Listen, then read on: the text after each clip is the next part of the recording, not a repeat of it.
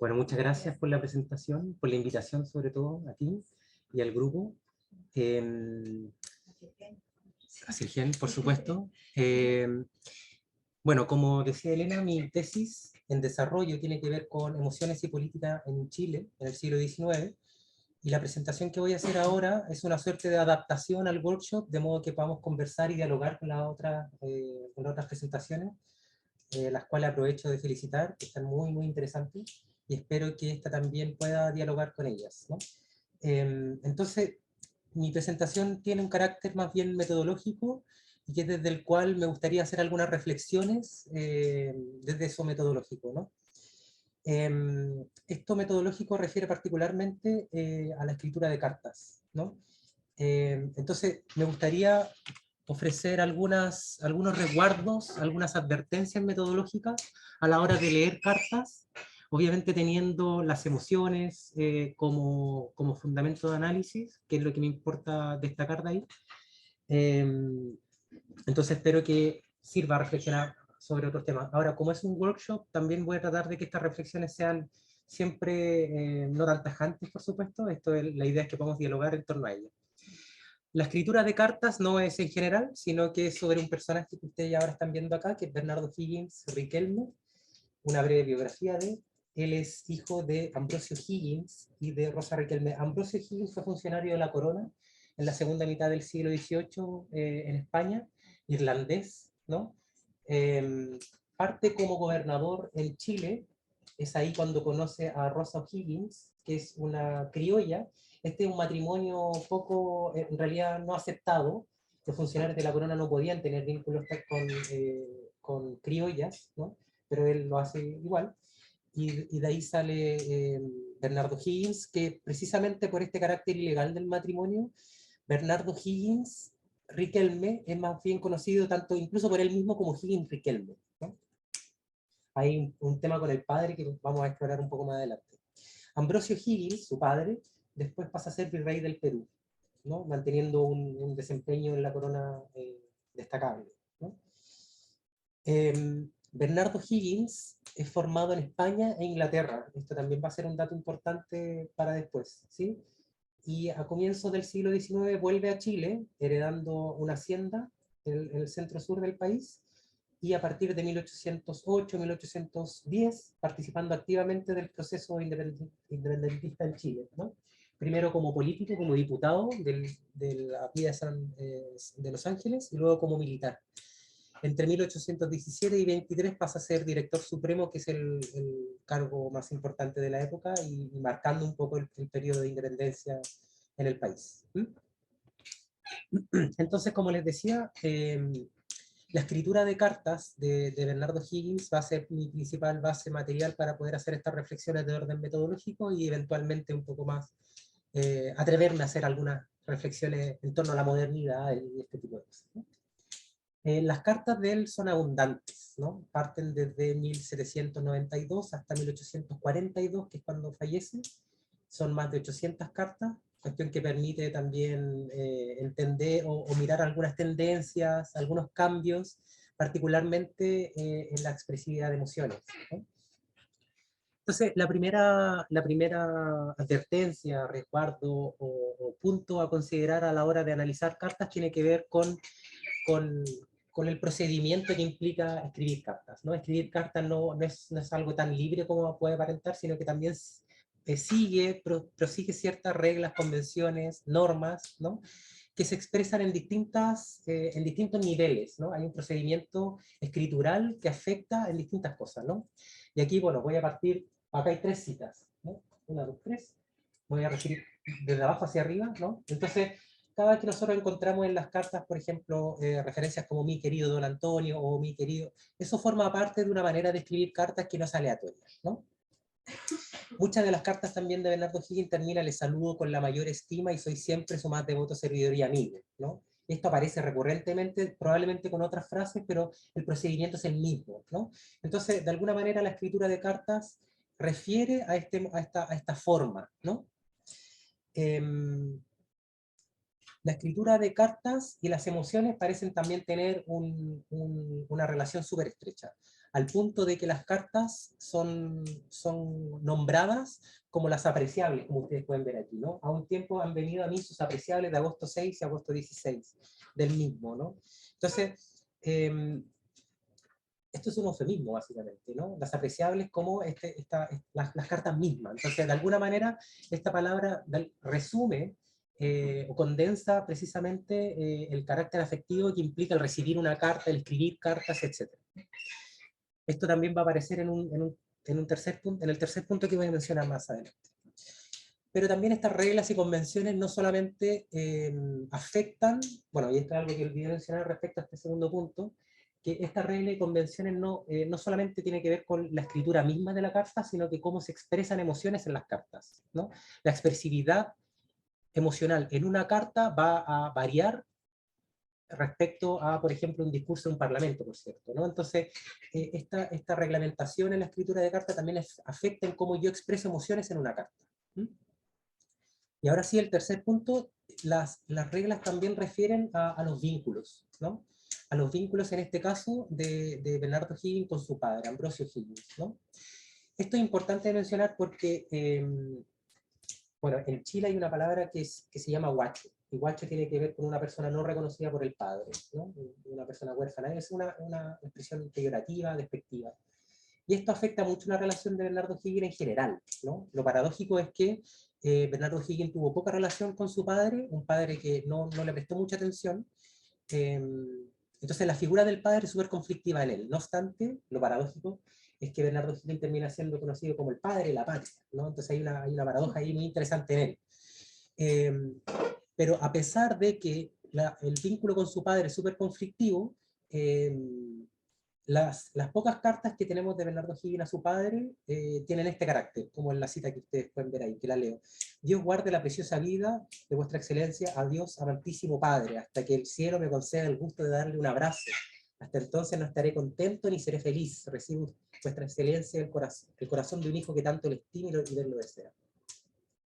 Entonces, de alguna manera, las reglas y convenciones están mostrando de cómo el hijo debe comportarse respecto al padre, aun cuando esta relación sea conflictiva o no, ¿no? Entonces, es una relación de transferencia de emociones muy abundante, ¿no? Y esto resuena incluso más interesante cuando leo, por ejemplo, la definición de amor en el diccionario de la Real Academia Española, donde sale como ejemplo el amor que un padre le tiene a un hijo, ¿no? Entonces, de alguna manera, el vínculo paterno es un vínculo concebido a sí mismo como amoroso, ¿no? Pese a los conflictos que pueden existir adentro. Eso como primer recuerdo metodológico.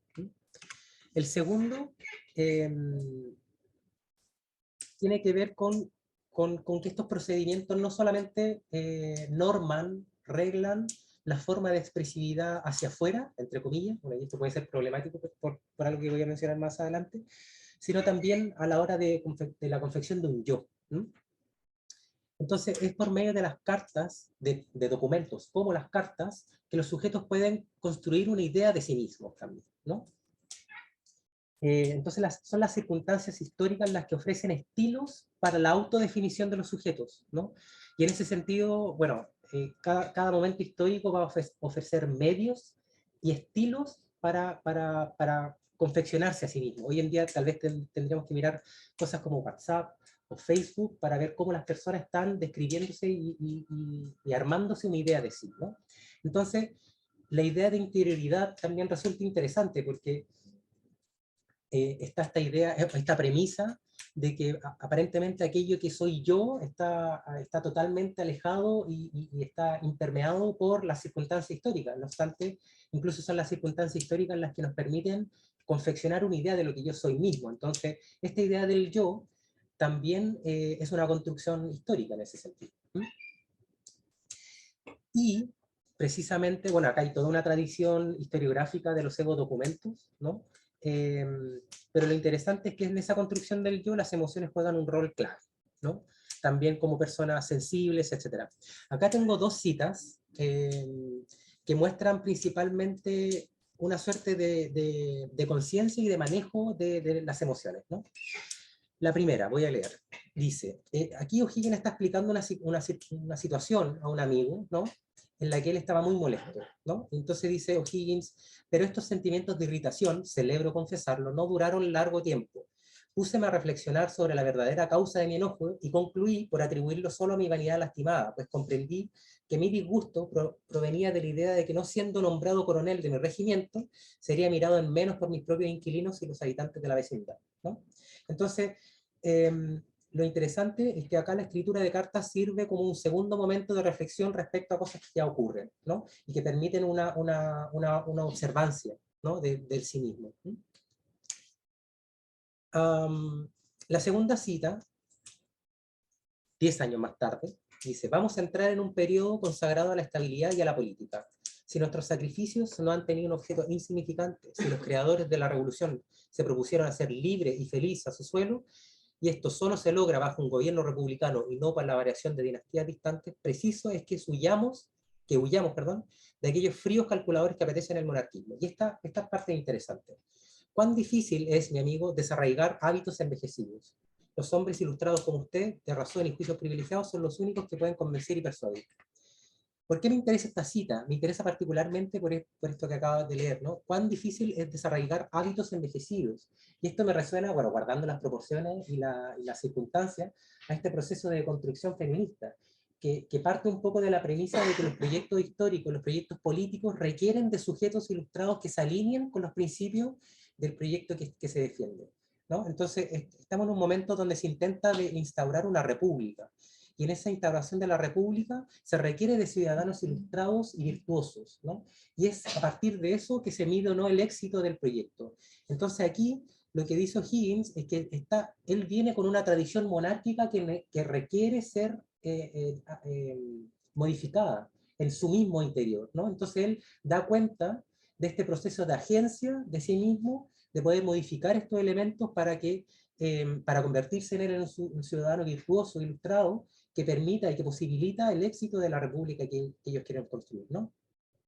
Entonces aquí veo yo estos ejercicios de interioridad, de construcción de un yo que permita, ¿no? El éxito, permita la constitución de un interés en este caso político.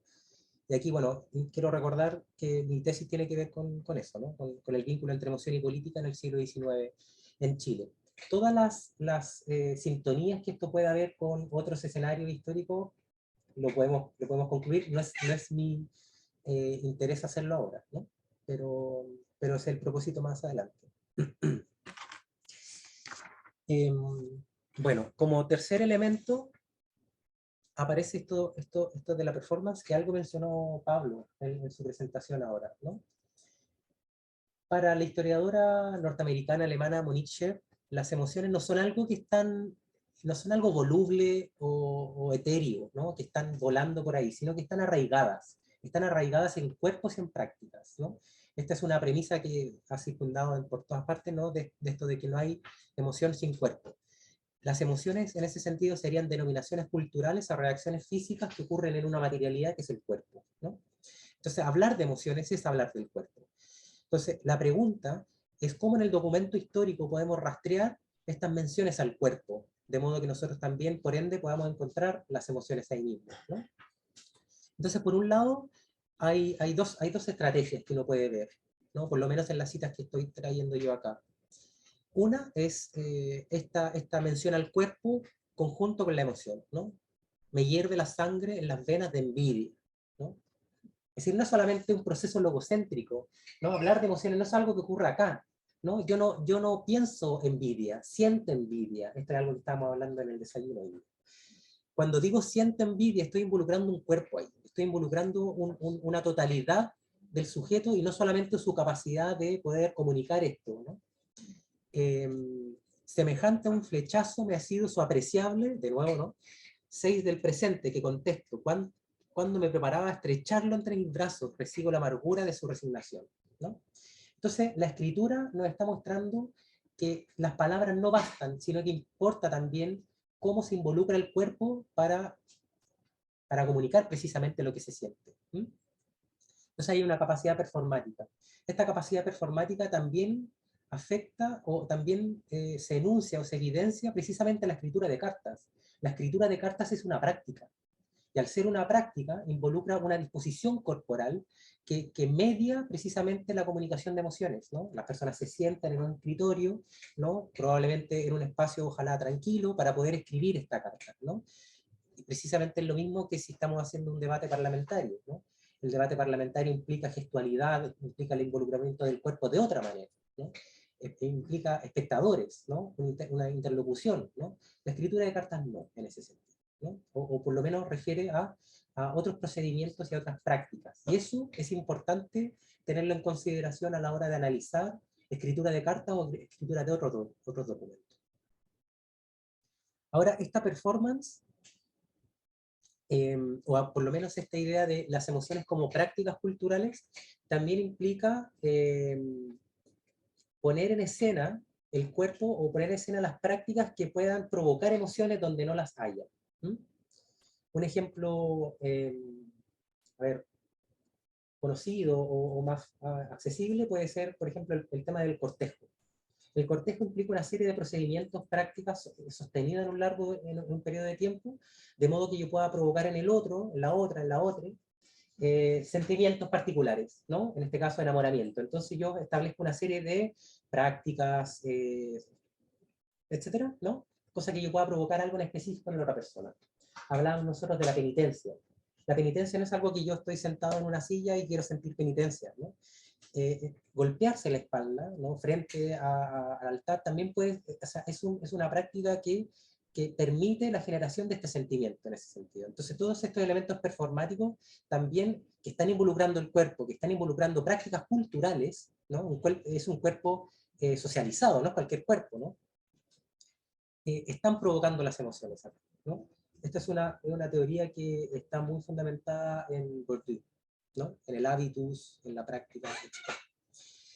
Un ejemplo de esto en O'Higgins es, y esto es interesante porque esto está escrito en 1826, y esta cita que yo estoy trayendo acá está refiriendo a algo que ocurrió hace 6 años antes, ¿no? O'Higgins, en una de las batallas por la independencia, es herido a bala, ¿no? En una de las batallas. Queda gravemente herido. Pero días después, a las afueras de Santiago, se está librando una batalla decisiva para el proceso. No obstante, él sale de la cama, herido completamente, con una fiebre gigante, pero se levanta de la cama, reúne un par de inquilinos y va al campo de batalla y se presenta al campo de batalla con el cuerpo herido, sabiendo todo el mundo que O'Higgins no iba a participar, pero él participa igual. Entonces, el cuerpo herido le permite a él mostrar estos sentimientos y este compromiso de patriotismo frente a la tropa que genera también sentimientos de lealtad. ¿Por qué menciono esta cita? Que me parece interesante, porque él le escribe, bueno, años después, y le escribe en un ejercicio de memoria, ¿no? También en una carta, años después, y en Perú, no en Chile, ¿no? Él se autoexilio. Leo. Esto está haciendo un recuento de sus acciones militares frente a un oficial peruano, ¿no? Dice, ¿quién fue en que en medio de estos puñales logró devolver la calma a los despavoridos habitantes de Santiago, entre quienes reinaba la mayor confusión?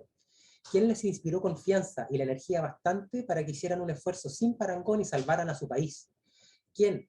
El que trabajando bajo una fiebre abrasadora, violentas fatigas y esa severa herida, alejó de sí toda sugerencia de velar por su propio bienestar y seguridad, haciendo que los días 3 y 4 de abril de 1818 le alzaran del lecho y le condujeran en un carruaje a la presencia de los soldados en un momento que se sabía decisivo para el destino de su patria. Esto es importante porque él sabe que lo están observando, ¿no? Entonces acá hay un desplante activo, ¿no? Entonces dice, se sabía decisivo para el destino de su patria, y quien sostenido por ese sentimiento, ¿no? El patriotismo, adquirió una vitalidad sobrenatural para montar su caballo el día de la batalla, llevando al campo a una división de la que mayor parte demostró su inquebrantable deseo de salvar el país. Entonces, O'Higgins con esto está evidenciando la intención de que al levantarse de su cama con esa fiebre, con esa herida, ¿no? Él quiso también al mismo tiempo demostrar esa valentía, mostrar patriotismo, lo cual también se ilustra en una pintura bueno, esto ya son 100 años más tarde, pero que demuestra un poco cómo la acción de O'Higgins quedó en la memoria histórica como un acto de valentía, de patriotismo, de entrega, de sacrificio. Sacrificio es una palabra que O'Higgins menciona mucho. Y lo menciona mucho precisamente porque O'Higgins es una persona que, bueno, y esto hay estudios de esto, que tiene una fragilidad corporal física muy grande. Él sufre de muchas enfermedades, probablemente de casi todas en la época. Está súper frágil para participar en el Congreso, etc. Entonces, para él la acción política es un sacrificio permanente precisamente porque le cuesta el doble, ¿no? Su cuerpo es súper frágil, ¿no? Y aún así, él, como les decía, va al campo de batalla con el cuerpo herido. Ustedes están viendo acá el abrazo de Maipú, que es el encuentro entre las tropas de O'Higgins con San Martín, que es la otra persona que ustedes ven ahí. Y no sé si lo alcanzan a ver, pero O'Higgins aparece aquí vendado, ¿no? Su cuerpo, su brazo derecho está vendado. Eh, eh, como signo, como muestra y como testimonio de este sacrificio que él está demostrando frente a la tropa, ¿no? Y esto es importante porque insisto que O'Higgins sabe que lo están mirando, ¿no? Y esto se repite con la idea de ser un ciudadano ilustrado. Esto es importante, ¿no? Ser un ciudadano valiente, demostrar valentía y mostrarse a él mismo como un sujeto ilustre que todas las personas debiesen seguir, ¿no? De ahí que no solamente sentimos emociones, sino que hacemos emociones, ¿no? Esta idea de la práctica, ¿no? Las emociones como prácticas culturales. Quiero concluir esta presentación, no sé, creo que estoy bien en el tiempo. Quiero concluir esta presentación con dos ideas. Uno, me interesa mucho esta idea del sujeto en construcción, ¿no? Un sujeto que se va construyendo por medio de la escritura, en este caso, ¿no? Por medio de las prácticas, por medio de sus emociones, ¿no? Y esto también es interesante porque y ahora yo me sigo preguntando de dónde sacamos esta premisa de que la modernidad es sin emociones. Cuando la modernidad, los sujetos prueban su modernidad en este caso por medio de las emociones. No es este sujeto cartesiano, autorreferido, que sabe plenamente y está consciente de todo ello, sino que se va construyendo a sí mismo por medio de esta escritura, a partir del ejercicio de memoria, a partir de la comunicación, etc. Y la segunda idea es, bueno, ya lo mencioné, recordar un poco la sensibilidad de los sujetos históricos. Son sujetos que están sintiendo permanentemente, ¿no? Nosotros también, por supuesto, ¿no? Y al sentir, ¿qué nos están mostrando estos sentires? ¿Cómo se ve la historia desde que, al poner atención en las emociones? Y eso creo que, al menos yo en esta investigación que está en curso, me están mostrando cosas que al menos los repertorios políticos no están advirtiendo. Pasa que cuando quiero entender lo político, me aparecen una serie de repertorios políticos que parecen ser decisivos para comprender lo político, como soberanía, pueblo, legitimidad, ¿no? Pero al estudiar las cartas y otros documentos aparecen una serie de otros repertorios que están mostrando otros elementos de lo político, pero que también forman parte constitutiva de lo que es lo político. Es decir, las emociones no son algo derivativo, secundario, sino que constituyen política. Entonces, no puedo entender lo político si no entiendo el patriotismo, si no entiendo la felicidad, la esperanza, que van construyendo los elementos básicos del quehacer político en esta época, ¿no? Bueno, me voy a quedar aquí para dar pie a la conversación y reflexiones. Muchas gracias.